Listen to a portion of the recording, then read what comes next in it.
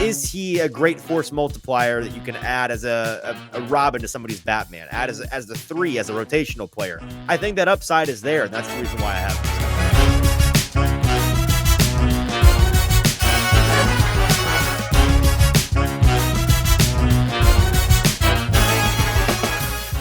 Welcome into the Hot Read Podcast for Monday, April the 8th. I'm your host, Easton Freeze, director of published content here at BroadwaySportsMedia.com. We're also brought to you by the 440 Podcast Network. You can follow me on social media at Easton Freeze. I am joined better late than never by producer JT, who you can follow on social media at JT_Runke. JT, our last episode, I opened with, wow, look at how on time we are. I'm sure this will be a trend. And then I went and did it. I think I have the latest I've ever possibly been. I'm sorry to you. I'm sorry to our listeners. This was not me just dilly-dallying around. I was traveling back to my house, and this was as early as I just got back. I just ran in the door and fired up the computer. You don't care about the story, but it happened. But we're here now. We're going to talk about tackles. Aren't you happy that I'm here? Aren't you happy to see me? We're going to talk about defensive tackles, that is. The defensive right. The tackles of the defensive variety, yes. Happy Monday. I guess there's a big eclipse going on if you're listening to this on the day after we go live with it. I guess there's a big eclipse going on, which is also apparently the total look up end of and the look world. Directly at it with your naked eyes for as long as That's you can. what I will muster. be doing tomorrow. Do not do that. Do not do that. But yeah, I guess that's cool. I guess it's very cool. Have you? So a couple years ago, was it 2018? We had a big eclipse in the U.S. Yeah, this is my second eclipse, so I guess I'm lucky. I guess I don't know. Well, for most of us, it's our second one. But like, were you here in Nashville at that time? Because Nashville had totality, no. So you didn't see totality then. No. You know what it was? Like 80%, 90%. Yeah, it was like 80, 90-ish%. Okay. So like that's what we're gonna see here in Nashville. Apparently, I don't even have my glasses yet for it, but I learned that apparently here free shout, I guess. If you go to Sonic tomorrow and order their Eclipse special drink, it's a special drink then you get free glasses with it. So if you're looking for glasses, that's the way to do it. Go to Sonic tomorrow morning and ask for the Eclipse thing. So we're talking about defensive tackles today, and we had some late breaking defensive tackle news that we'll get to later in the episode. Not great news, but it sure is news, and we'll talk about it. We're going through our top 10 positional series here on the show. This is our second of 11. Let me check. Yeah, 11. We have 11 positions to do. This is number 2. If you missed the first one, it was the top 10 tight ends in this class. And frankly, you didn't miss a ton. You missed the top 3 or 4 guys we talked about who are very good players. But the riffraff in the tight end class, not the greatest. A stronger group of individuals here on the defensive tackle side of things. So after today's pod, if you missed the first one, go back, check it out. It should be the last episode, most recent episode in the feed if you're watching on podcast or on YouTube. JT, the top 10 guys in this class are all going to go within the first, checking here, within the first like 115-ish slots in this draft. At least that's how it's projected by the consensus draft board. And so you and I have gone through and put together our top 10 lists. You want to just go ahead and dive right into it and get into numbers 10 through 6? Yeah, I think we can. I think obviously while we do this series, there is still going to be Titans things just on the back burner. As always, we can touch on, hey, the Titans keeping their options open in the first round, I guess, before we get things started. They're meeting with J.C. Latham this week. Oh, horror. Don't tell certain folks about that. They get all hot and bothered when the idea of J.C. Latham in Nashville. We are not those folks, but there are some of them. And then also as well, Malik Neighbors is meeting formally with the Titans, which puts another couple of, I guess, top 30s on their list now, so that this list continues to grow as we get closer and closer to the draft. And with Neighbors, pointed out by our buddy Zach over at Football and Other F Words, this is their third official meeting with him. They had an official meeting with him at the Combine, of which I think you only get 40, if my memory serves. Then they met with him over dinner before his pro day down in Louisiana last month, and now they are meeting with him at the facility. So clearly they are very interested in him were he to fall to 7. I don't know, JT, does that alone change your mind about where you think they're at? Do you think they would forego their top tackle on the board for a Malik Neighbors? We'll talk more about this, obviously, when we get to the wide receiver episode, but I think he's probably the number one guy in my head. Not that I would do, but just trying to read the tea leaves. He's the number one guy for me that would not surprise me were he on the board. They went with him over a tackle. For sure. And I think that the only real possibility of Malik Neighbors being available at 7 would be because some of the other uh, tackle options are already off the board, like a Joe Right. Alt or an Olu That's Fashanu. fair. Like, That's fair. I The think odds of there being a Joe Alt and a Neighbors at 7, not super high. I think for sure, even with the potential of 4 quarterbacks in the first 6 picks baked in, you still have a team like the Chargers who could continue to take Joe Alt, as that has been buzz ever since Jim Harbaugh became the head coach in LA, and then also another wild card spot. Could Brock Bowers shoot up there? And then I'll always have to see where Marvin Harrison Jr. is going to potentially be in this puzzle piece of a first 7 or 8 Right. picks here. So I think there would have to be a lot of things currently moving around for the Titans to be able to draft Malik Neighbors at 7, because I think the hype is real as when we get to the wide receiver episode. I think it's not so cut and dry anymore who is the consensus de facto wide receiver 1. Right. No, I agree. The last thing we can touch on before we get into the actual players we're talking about today, from a Titans specific perspective on this defensive tackle group, tight ends, not really a position of need for the Titans, despite what PFF thinks the Titans need. Not really super high on their list. Defensive tackle is up there. I mean, it's, right now it's offensive tackle, it is edge, it is linebacker, and then you kind of get to defensive linemen, right? And depending on how you value those guys and what you think of what the Titans have, which is Jeffrey Simmons and a bunch of guys you probably don't recognize unless I were to tell you their name, like, it's a big position of need for them. So I would imagine the odds of one of these guys being a future Tennessee Titan is relatively high. I would agree. I don't foresee the tandem of Jeffrey Simmons and Sebastian Joseph Day playing every single snap for 17 games I straight. forgot Sebastian. That's fair. People would know his name. I think it would be tough for them to play every single snap on the defensive side of the ball. You're going to have people rotating in there, and that's where a bunch of these rookies in depth can come in. And I agree with you, whether it is in the later rounds or maybe even targeting right there at the beginning of day 3. I think that's where you could probably potentially start to see some of these guys become maybe possibly future Titans. Yeah, I agree. All right, so let's dive into the 10 guys. And I've not seen your list. You've seen mine because you prepared the slides. I don't know how similar our lists are, but let's go through. Do we have a slide for our number 10 through 6, or do we not? Or how? We don't. No. Okay, sorry. I just got here, so this is stuff I should have talked to you about in the pre-production meeting. So do we want to list out our 10 through 6, or do you want to just start with my 10th? Or yeah, let's start with your 10, and then I can add my my opinion onto it afterwards. Fair enough. Okay, so my number 10 guy in this class is Dwayne Carter, defensive lineman out of Duke. He is on the consensus board, I believe, at number 111 overall. And the reason why I put him in here, he's 6'3", 305. He's got the right size. He's a redshirt senior. He's not a super elite athlete, not a super elite presence on tape, but he is versatile and he's really smart. And what I've read about his football intelligence and leadership ability, multi-year captain at Duke, three times actually he was a captain. He's just got a strong rotational floor profile for a player. Where in terms of defensive line strategy, I'm somebody that likes the model that we saw from the Buffalo Bills a couple of years ago, where they had kind of the hockey shifting rotation, where you could just throw serviceable rotational level players, throw fresh bodies at the interior of the line, and kind of just shell the guard, center, guard trio over and over and over. And that tends to pay dividends as you get later into the game and they start to wear down. And so Dwayne Carter is the kind of prospect that I see as being really useful in that way. Is he going to be a Jeffrey Simmons style elite? You have to game plan for him in the center.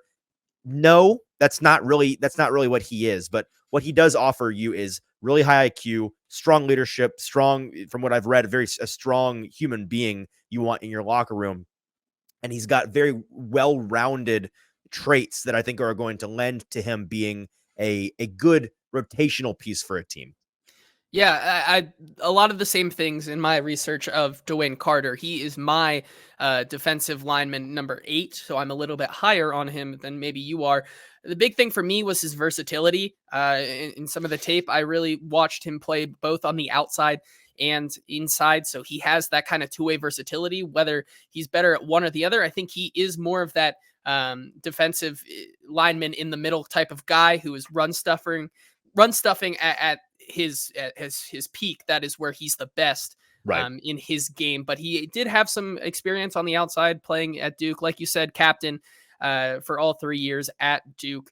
And he lacks the power that I think that's going to be a big word that when we talk to you about these guys today, is that a lot of them are strong and a lot of them have a lot of power. Dwayne Carter is not one of those guys who has that A tier, A plus power. Which I think is one of my concerns when thinking about him as an every down starter. I agree with you. I don't think he is.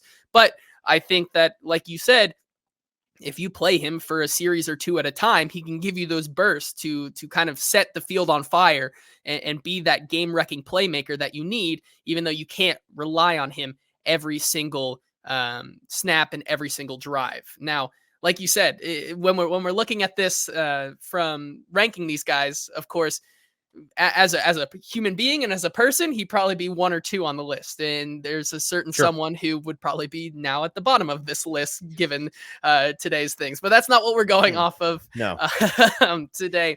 But like you said, looking at the players, not the person today. 111. Right. I think that if they were to meet or did meet with Dwayne Carter and they liked what they saw and what they heard from him in their meeting at the NFL Combine, if they did meet with him, this is a guy who I could see in the building right now as a kind of a first early into this rebuild of the defense, a guy who they're going to flip in and out with guys like Jeffrey Simmons and Sebastian Joseph Day. And I think that he could work really well. All right. Who'd you have at number 10? My number 10 is Brandon Dorlus, who I believe is your number 8. So we can just flip flop there. Sure. Brandon Dorlus, man, I don't know. I don't know what people see in him. I see a lot more cons than I do pros with a guy like Brandon Dorlus. He's my number 10 because I think he. Well, clearly you saw enough positive to put him number 10 on your list, right? And I was about to say he's barely makes my list because out of the other guys who I could probably put on this list, he at least is refined, playing at a Power 5 school, playing in the Pac-12 at that last year. I mean, he has some of the technical ability to, I think, become a rotational player eventually. But there just wasn't, I did not see a lot of power in his game either. He's a guy who when I was watching some of the tape, it's one of those where my eyes were telling me one thing, and then you look at a lot of the other stats, and if you go to like a PFF and look at his grade, you see a totally different thing. To me personally, when I'm watching him, especially in the conference championship against Washington, I mean, against that really good Washington line, he was getting bodied every single time, and I was not really pleased with what I saw from him. I know right now on the consensus big boards, he's around 80 or so. I just don't see him as a current day 2 prospect for me. Some other things that I really think that really turned me off to someone like a Brandon Dorlus. Just he was very much, when he would get double teamed, it was almost like he kind of give up in some of these plays and not have another second move or another step to maybe continue fighting in the rep. And that's something that just really wasn't sitting with me well. And I think that's why he does make my list, because I think he does have some of the technical talent to make it at the next level. But it's a hard road for me to see him making it as an every down starter in this league. He's my number 8. Like you said, 80th on the consensus board, which for reference, I want to give people a better idea of this. That's a late day 2 pick. The reason I'm a little bit higher on him than you are, and I agree with a lot of those downsides, I don't see him as an every down player either. But the pass rush upside that he presents, I think, is strong enough to make him worth a pick.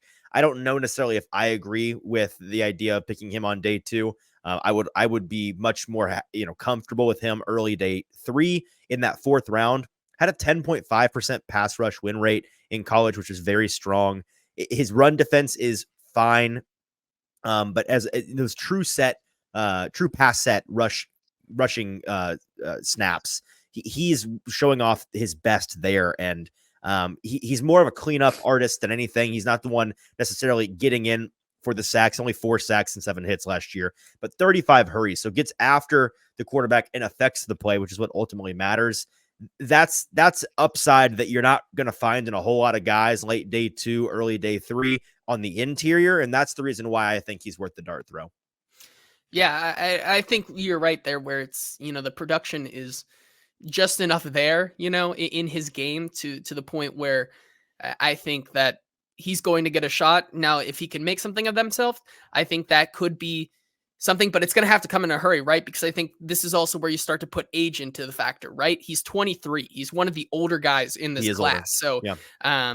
It's how much of that technique can you teach in a hurry for me personally. So my number 9 defensive tackle in this class is Mekhi Wingo out of LSU. He is 295, 6'1". It was a junior last year. The reason why I don't have him higher is some of his athletic and physical limitations. He's got shorter arms. He's just not the longest player in the world. So that's limiting in terms of his versatility. But what he does is win quickly, and he does that really well. He's got a lot of things going for him as a pass rusher as well.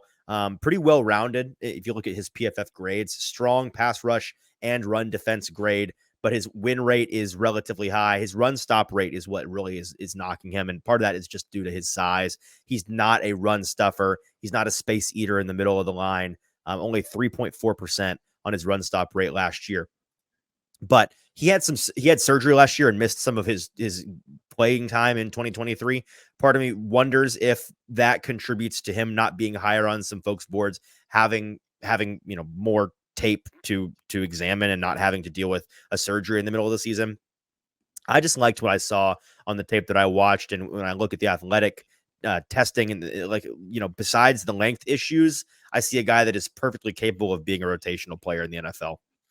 Yeah, I'm with you. I think he's my number 7th prospect. So I think you're 7 and you're 9th, my 7th. He's my 7th. And then so why'd you like him a little bit better? He's strong, man. He sees the game really well and has the technical prowess to, despite not be that big of a run stuffer, still get after the quarterback and cause chaos. And he was one of my favorite players to watch because when I'm looking at this, I'm already thinking ahead to, well, you're going to put him next to a superstar in Jeffrey Simmons, looking at it from a Titans lens, right? Mm-hmm. Who is someone who I think could really succeed in this new look defense. And Mekhi Wingo is one of those guys. I think with how young he is and how long he could use to develop, he's a good guy that I think, like you said, you could put in a rotational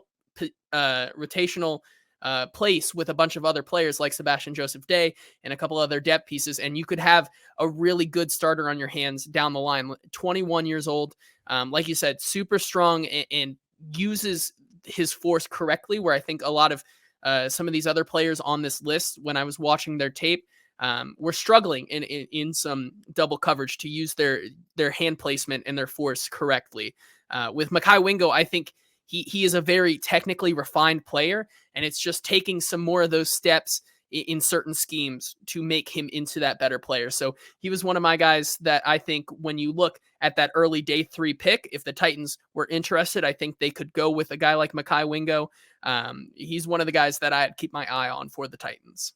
And based on the consensus draft board, he's expected to be an early day 3 prospect. Now, I'm doing the math here, and there must be a guy on your list, JT, that you have that I don't, and I'm curious as to who that is. I'm going to have you tell us here in just a moment. But before we do, got to sell the show a little bit. So, guys, if you're watching with us live today on a Sunday evening, we appreciate you being here and spending a little bit of your weekend with us. A couple of things you can do for us to help us out even further. We already love that you're here, but if you make sure you're watching on YouTube, that's Broadway Sports Media's YouTube page. Leave Twitter, leave Facebook, go to the YouTube page, because there you can be a part of the conversation like Tim and D-Good and Brian and AJ already are. A lot of you guys asking about the T'Vondre Sweat news. Yes, we saw it. We're going to talk about it when we get to T'Vondre Sweat, who is much higher on our boards. As to whether or not he falls from this, I'd imagine he does, and we'll probably speculate as to how far here in a little bit. So hang tight, and we will get to T'Vondre Sweat, who we both like a lot as a prospect, and we're disappointed to see the news about today. A couple of other things. Again, if you're not subscribed to the podcast, make sure you are. If you're not subscribed to the YouTube page, Broadway Sports Media on YouTube. It's if you're watching live, it's right there. It's the button right below the video. It's red. Make it turn. I think it turns white when you subscribe. Do that. It's very helpful. It's free to you. It's very helpful to us. So make sure you're subscribed. Trying to get that follower count up as much as possible. And then, of course, follow us on social media at Hot Read Pod on TikTok, Twitter, and Instagram. Okay, JT. So who is this gentleman you have on your list? Can I take a guess? I genuinely do not know. I have not seen your list. Sure. Because I'm going to guess it's the guy that I was pained to not have on my list. And that was Christian Boyd. Is it Christian Boyd on your list? It is. And actually, he's my 11, because, and I'm probably going to end up finding yeah. a way to put him in the 10 by the end of it because I like Christian Boyd a lot. Christian Boyd is currently an honorable mention for me because when I was looking at the list and the consensus boards, you know how they kind of misrepresent players in positions. So yeah, Mekhi Wingo was misrepresented on a couple of the boards, and I was like, oh, I forgot about him. They had him listed with an edge. So I had to put him in. But before that, I'm with you. Christian Boyd was my number 10. I really liked what I saw on tape, and I think I'm a little higher on him than a lot of other people are. He had career highs this year in a lot of different stats. In his sacks, he was tied his career high with 3 sacks, 28 hurries last year for UNI. He's a guy that I think has a nice build, and when we saw him at the combine, I think he tested really well. Super athletic guy, who I really enjoyed watching at the combine, also getting to listen to.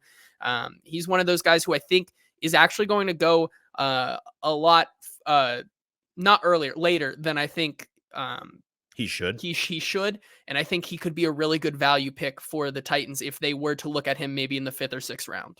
If he's available in the 5th, I love a Christian Boyd. The reason why ultimately I didn't have him on my list is because there's a little bit of a boom bust element to him. His upside is really, really delicious. But also he's old. Like one of the oldest guys in the class. He's one of the oldest guys in the class. He was a redshirt senior last year, 6'4", 317 pounds. But man, what he does as not just one-dimensional player on the inside. He is somebody that could eventually develop into a 3-down player just because of what he does so well in the run game and as a pass rusher. He has that versatility. I'd imagine he comes into the NFL and is played in a rotational role at first, but I love the upside with him. I just don't see a super strong floor because of the age, because of playing at not the best competition, playing with the Northern Iowa Panthers, by the way. If people don't know what UNI is, he played at University of Northern Iowa. Those things concern me enough to have him at 11, but boy, the best that he has to offer on tape, I'm really fond of. Yeah, I'm with you. And then we can move on to your number 7. So looking at the board right now, you had at number 10, Dwayne Carter, number 9, Wingo, 8, Brandon Dorlus, and 7 is Michael Hall Jr. Now, this is a guy who is my 9th. So me and you on Mekhi Wingo and Michael Hall, we flip-flop just like we did with the other two at 8 and 10. What did you see in Michael Hall's game? Because I think we had a conversation earlier today while we were doing these lists. I think we have very different opinions of Michael Hall. I like Michael. So Michael Hall, defensive lineman out of Ohio State, 280, 6'2". Much smaller guy, but that presents some versatility, I think, inside and out. His measurements are what keep him lower on this board for me, and I'd imagine that's why he's even lower on yours. He's not going to work in every scheme. He's not going to work across the entire line, but he is one of the youngest players in the class, only 20 years old. He's not long enough to be a 3-4, 4-3 D end. But I do think he can be a full-time D tackle with the athleticism that he has, despite his frame. Very, very quick and has strong finesse as a pass rusher. I liked a lot of what I saw. Some of the raw numbers stand out, like eye-popping. Pass rush win rate of 18.3% is really, really strong. 22 hurries in his final year at Ohio State, 2 sacks, 5 hits. Not sacrificing as a run defender either. Well above average, 7.3% run stop rate. A very slightly above average PFF grade for his run defense grade, and that where he excels is in the pass rush. So I see a strong floor with a player that I think is not quite done developing at just 20 years old. I think that his upside is really, really strong, and one of the stronger guys in terms of ceiling, like room that I think he has to grow. I think Michael Hall may come in first on this list, frankly. Yeah, I think he has that potential. However, like you said, size is a concern for me. It is. When It watching is. on tape, I think the one thing that I have to definitely point out is that when he gets low and tries to initiate that block and his anchor point is just not there right now. And I Sure. think that's one of the biggest points of his game. But also, you talk about his great pass rush win rate numbers and things like that. But still, just 29 pressures and 2 sacks in 2023. And for me personally, I think that the opportunity for him to develop into a true stud is there. However, when I was watching a lot of the tape, my eyes started to wander to the other 5 or 6 really good Ohio State players who are Don't going to be in the top worry about those 100 guys, dude. Don't consensus worry about board it. next He played year, with some right? good players. It's not a big deal. Don't worry about it. I think it is kind of a little bit of a big deal because it was a force multiplier for a lot of it for me personally. He might be a cleanup merchant. There's a chance, but There's I'm a banking chance. on that not being the case. I think because I And think I'll let you go on, but I have a small rebuttal to this. Oh, I was just gonna say I'll let you. That's my main reason why it's not I see what you saw on tape. For me personally, though, I just wonder how much of it factors in at the next level and if he can take that next step on his own.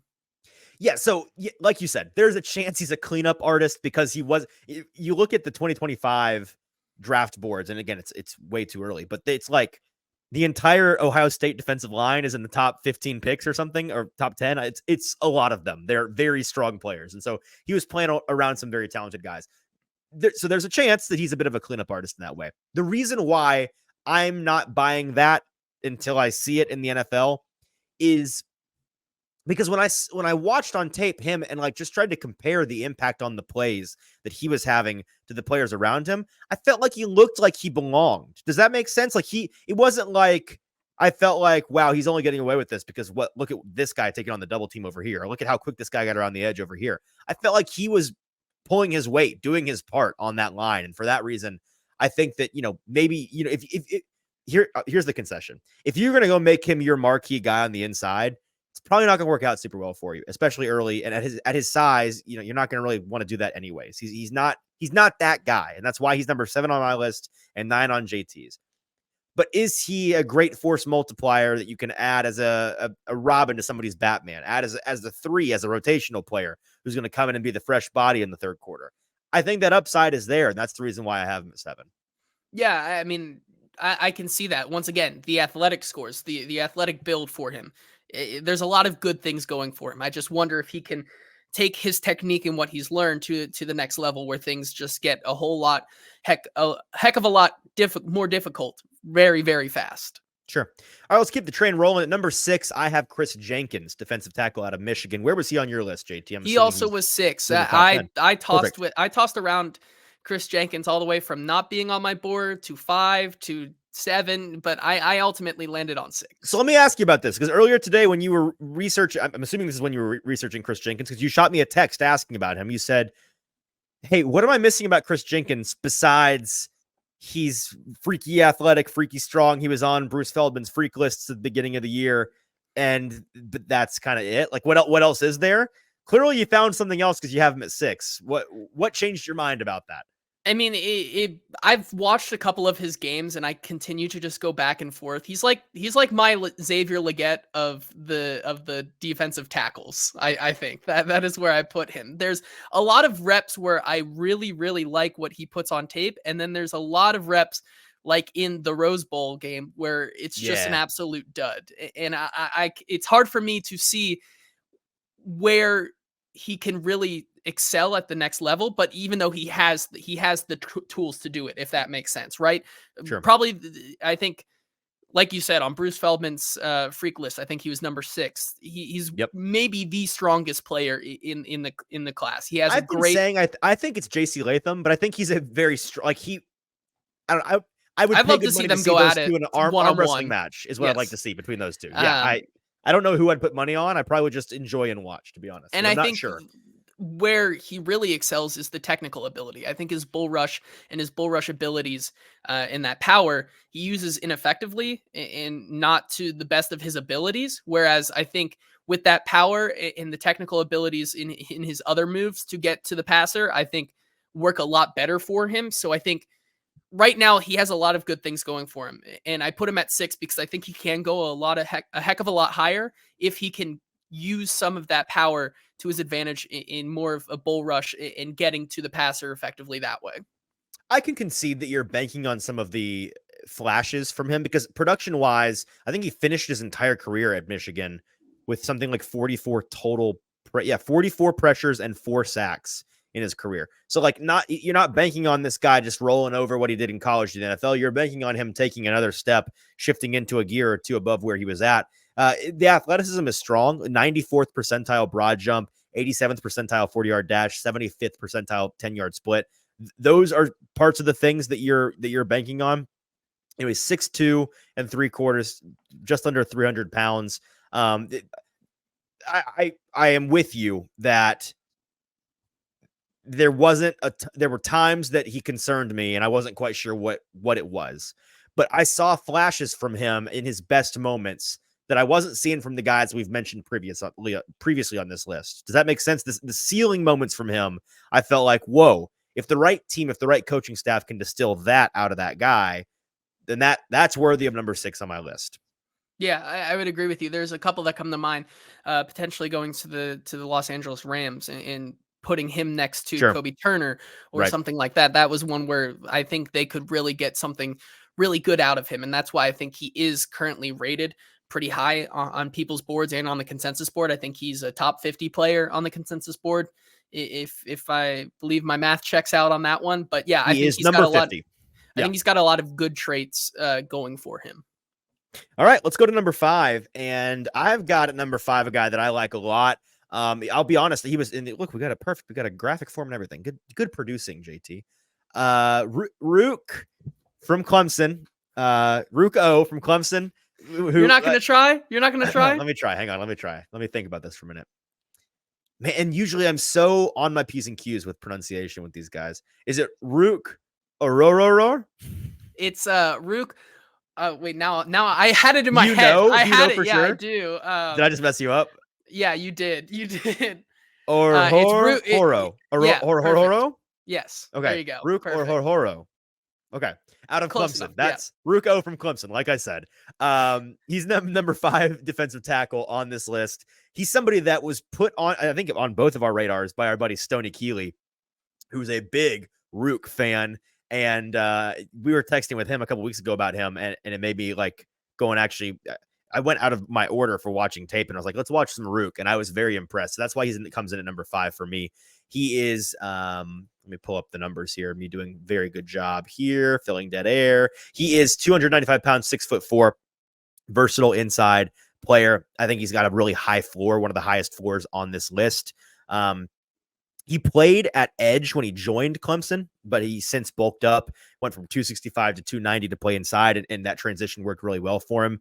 JT, there's some technical things that I think he can get better at the NFL level. When he wins as a pass rusher, it's impressive, but the different ways in which he wins is somewhat limited. So I think adding to that bag of tricks at the NFL level is going to serve him well, and that's going to allow him to be an even better player than he was in college. But when he did win, an 8.7% pass rush win rate, very strong run defender as well. And that's the biggest reason why he's number 6 or 5. We're on 5. Number 5 on my list is because he's the first guy that is a very strong run and pass defender in this group for me. He's a guy that I think has actual 3-down versatility in that way.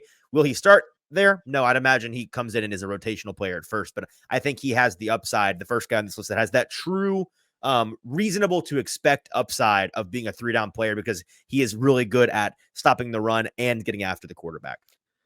Yeah, I think my best comp for when I watch him is like a Volkswagen. He's very Why is that? very reliable, right? But Sure. if you think of it maybe as like a family car as well. Gets Okay. you to point A to point B really Right. fast, really reliably. Gets However, the job done, functional, not necessarily sexy. It but gets the job done. However, you're never worried about it. if you want to crank that son of a gun up to 10 on the highway and you're feeling frisky, you still can. You still have the versatility to I do see. that. You can get And after it. that's where my mind takes me when I watched him. I think the athletic testing as well when watching him at the combine tested really well. One of the more athletic, I think, guys in this defensive lineman group. So he has a lot going for him in that aspect. But like you said, there's a lot of technical things where he wins, but he still needs to improve on those to really become a 3-down player at the next level. And because he's kind of a tweener in terms of size, only 21st percentile for an interior player, 72nd percentile for height, though, at 6'4". So he's got the height. He's just a little bit more of a string bean than most of the guys he's playing with on the interior.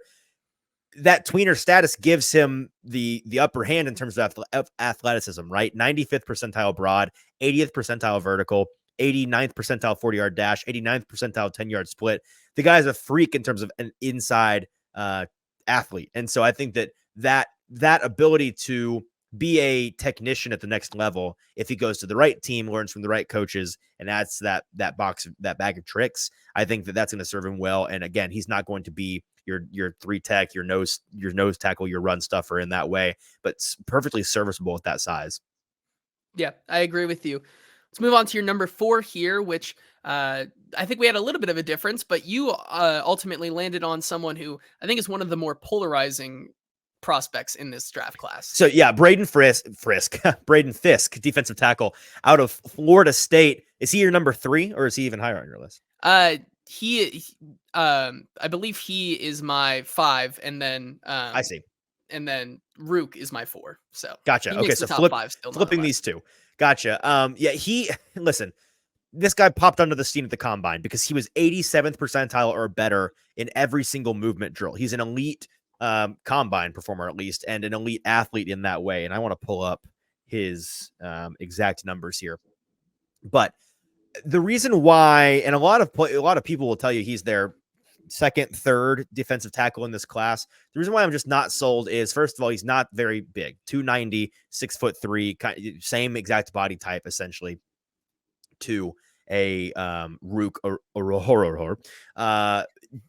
But he's considered to be a significantly higher ceiling player because of that athleticism. It's a very similar athletic profile to a guy like Ruke. And so that's why I'm looking at the consensus board here.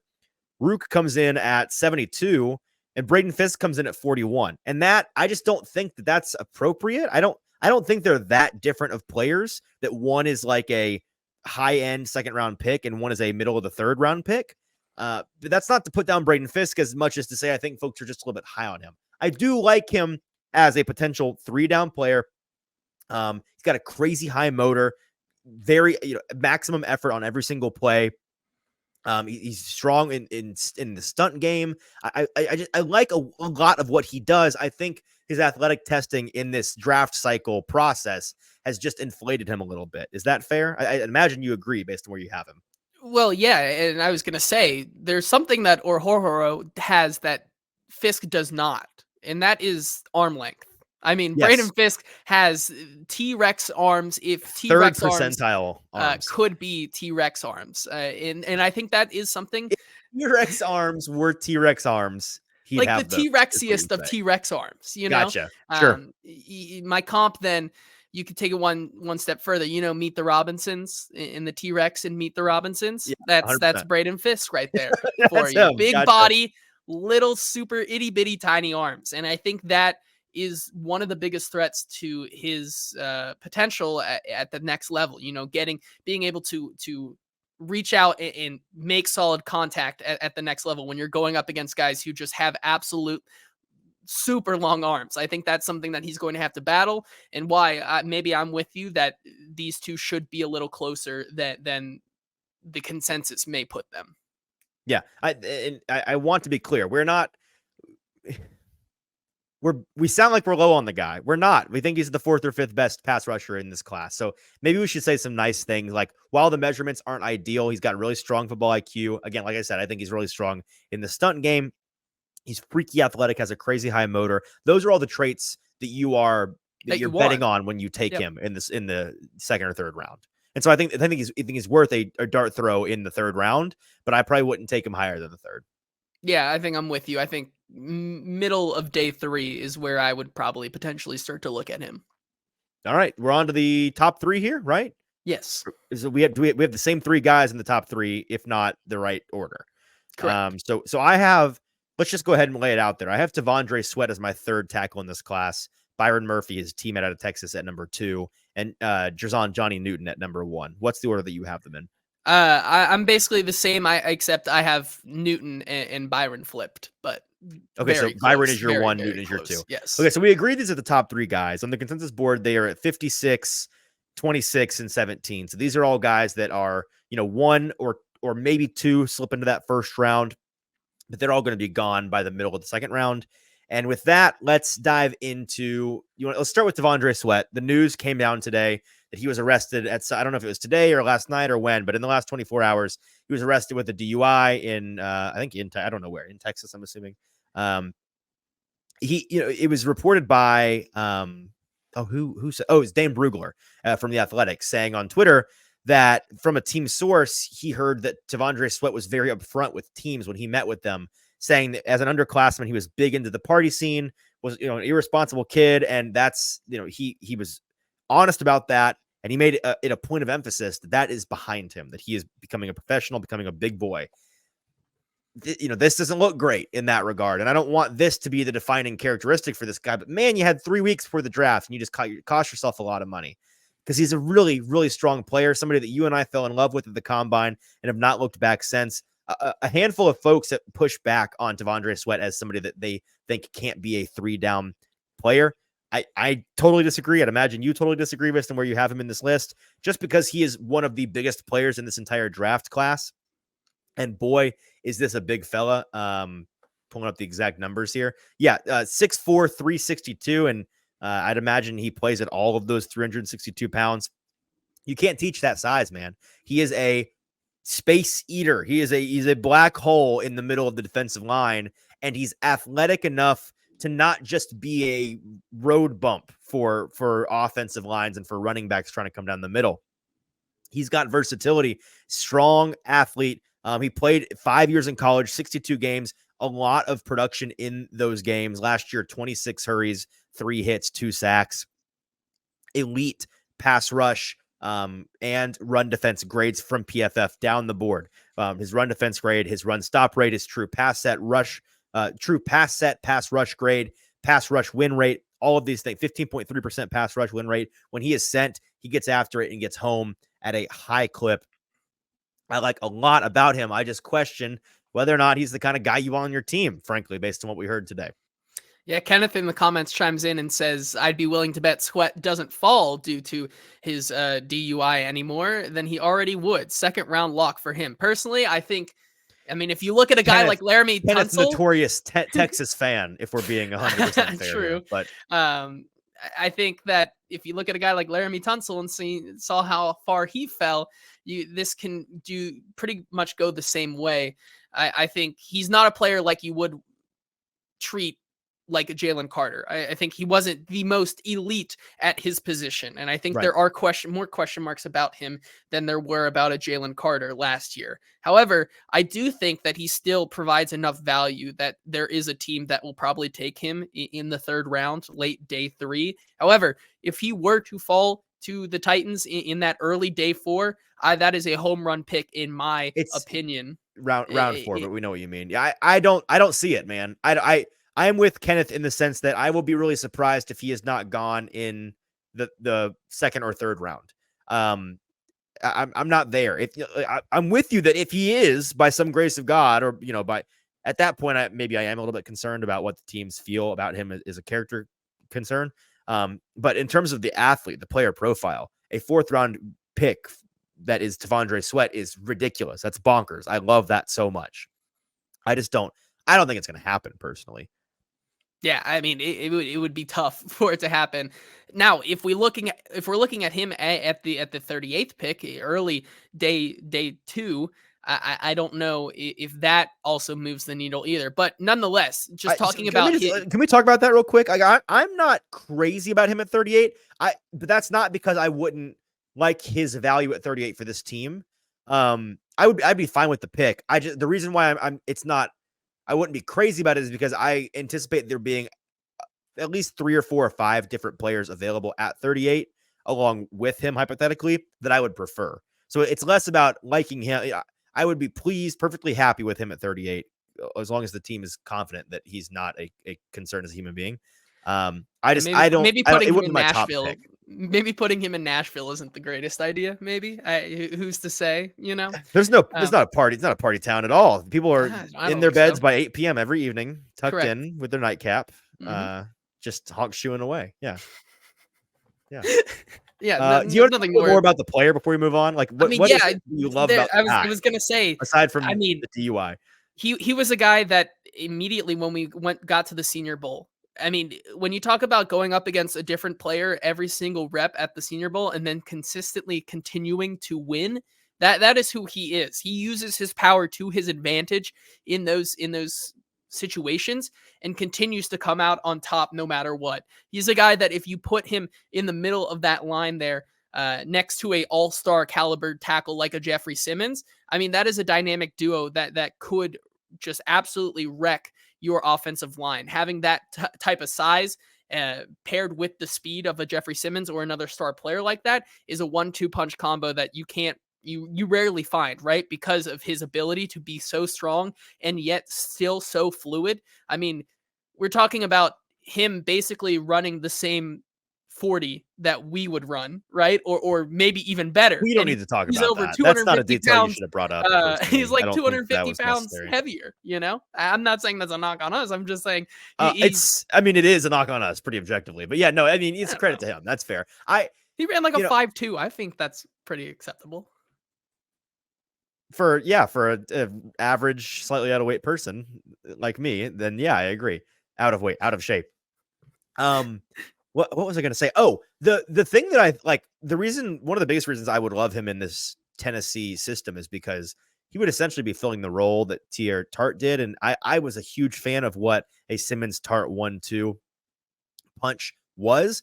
I think that a guy like Sweat has a much stronger pass rush profile, pass rush upside than a I said his name and now Tier I'm chart. blanking it. Yeah, Tier Tart. Thank you. Than a Tier Tart had. And so that's the reason why I think I would not love him in the 30, in the late 30s for every single team. But for the Titans, I quite like the idea of somebody like him on this team. If it came at 38, I would be fine with it. But there are 2 other players in this defensive tackle group that I like more. And so let's get to those guys. Let's talk about Byron Murphy, his teammate at Texas, who is my number 2 tackle, your number 1 tackle. This is a strong athlete. I believe on the consensus board, he's at 17. So he's the only guy that, based on consensus, is expected to be a first round pick. Would not shock me at all. Had a 19.6% pass rush win rate, which led all defensive linemen in 2023. He's your number 1 guy. So what's your favorite thing about this guy? What puts him over the top for you? He is bar none the best athlete out of this group, and I think that Fair. his ability to continue to put up numbers, being the best athlete in this group, makes him the number 1 overall. I mean, he had a 19.6% pass rush win rate last year, even next to a guy like Tavondre Sweat, who Right. was a game wrecker in his own. He has all the technical tools to be a 3-down blocker or a 3-down player, no matter what. Mhm. And I think that when you get him on your team and put him into the right system, I think he has that superstar potential because of just how good of an athlete he is. And I think when we talk about a guy like Jalen Carter last year, I think he also fits that bill pretty closely, just because of the athlete that he is in the way that he plays. He was the Jeffrey Simmons Tier Tart comp. He was the Batman to Sweat's Robin. Very different size. Very different size player. Just over 6 foot, 297 pounds. But as an athlete, like you said, very, very strong. 82nd percentile broad, 88th percentile vert, 91st percentile 40-yard dash, 83rd percentile 10-yard split. Really, really strong, gifted player.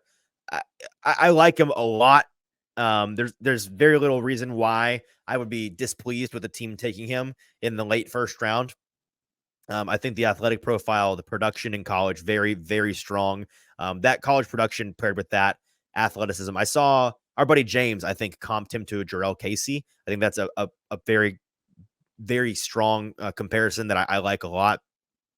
So I think he does it all well. He's got good technique, ability to get after the run and the pass. I don't see a lot of flaws with this player.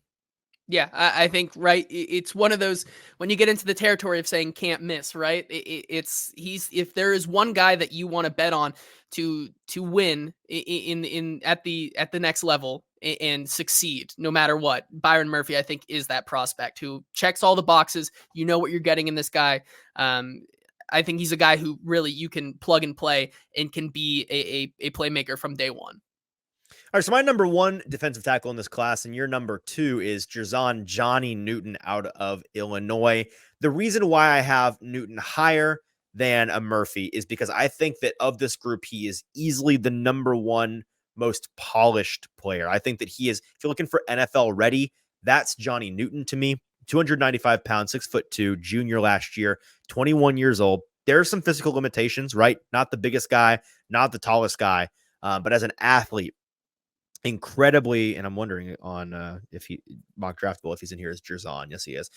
I hate the small pet peeve. I hate how in the draft a lot of guys have nicknames, and half of them the internet recognizes, and the other half the internet just refuses to accept. Do you know what I'm talking about? Is I don't know what to if I'm looking for Tank Dell or Nathaniel Dell. I'm looking for Jerzon Newton or Johnny Newton. Apparently the internet thinks he's still Jerzon, even though he prefers to go by Johnny. Regardless, I think that on tape, you see everything that you want from a guy that is plug and play from college to the NFL. Hand usage, pass rush tools, block shedding ability, all of these things. I think he's could be a 3 technique, could be a 5 tech, versatile on the interior in that way. He was the 2023 Big Ten Defensive Player of the Year. I like him. I like him a lot. If you're looking for one knock, he's not the quickest player in the world, but man, is he strong, and he's got decent enough size that I think he just makes up for it with brute force. Yeah, it's hard for me to find a con in both of these guys' games. It's really up to preference whether you want the elite athlete who can just get off every single time and make a play, or do you want and I just want to clarify. He's not the fastest guy in the world, but his get off is really, really strong. Yeah. He's a quick. I think I just said it backwards. He is a quick player, not a fast player. In from what I've seen on tape, and that's what I like a lot from him because that lends itself to the pass rush ability, right? Yeah, and that's with him, right? He has the technical tools. He has a very diverse move set. So it really is just pick your flavor of defensive linemen between Byron Murphy and Johnny Newton. Johnny Newton definitely has the more diverse move set when it comes to playing the position. But like you said, he's not the most gifted athlete in the world. Certainly not next to maybe a guy like Byron Murphy in that aspect. All right, that's our list. We covered 12 guys in total, I think. We had Christian Boyd out of Northern Illinois, Dwayne Carter out of Duke, Mekhi Wingo out of LSU, Brandon Dorlus out of Oregon, Michael Hall Jr. out of Ohio State, Chris Jenkins out of Michigan, Ruke Orhorhoro out of Clemson, Branden Fiske out of Florida State, T'Vondre Sweat out of Texas, Byron Murphy out of Texas, and Jerzon Johnny Newton out of Illinois. And that is our show. Folks, I promise these just get better and more entertaining as we go. We try to get the more technical, I don't want to say boring, because they're not boring to us, and they're clearly not boring to you because you're still here listening to us. But, you know, the sexy positions, running back, a wide receiver, quarterback, offensive tackle is very sexy to me into these Titans this year in particular. Those guys are coming up down the tracks. We've got a lot of awesome guests. Austin Gale from The Ringer will be with us again for the wide receiver list. And I know he's done a lot of work on these wide receivers, so I'm stoked for that one. Our buddy Stoney joining us for the interior offensive line and the tackle lists. All of those things. We've got our favorite quarterback expert in the world coming to join us for the quarterback episode, who is going to give us an update on Malik Willis and Will Levis, who he's been working out with a lot recently. All of those things coming down the pike in the next 2 weeks or so. So make sure you're tuned in to All Things Hot Read Podcast. We'll be going at least on Monday, Wednesday, Friday, having shows drop. If you want to check the live version of those shows, they're always the evening before, right? So Sunday night, like we are here, Tuesday night, Thursday night. We would love for you guys to tune in with us live and comment along Until Tuesday, for producer JT, I'm your host, Easton Freeze. This has been the top 10 defensive tackles in the 2024 NFL draft class. We'll get some more positions coming down the pike this week. We'll talk to you then.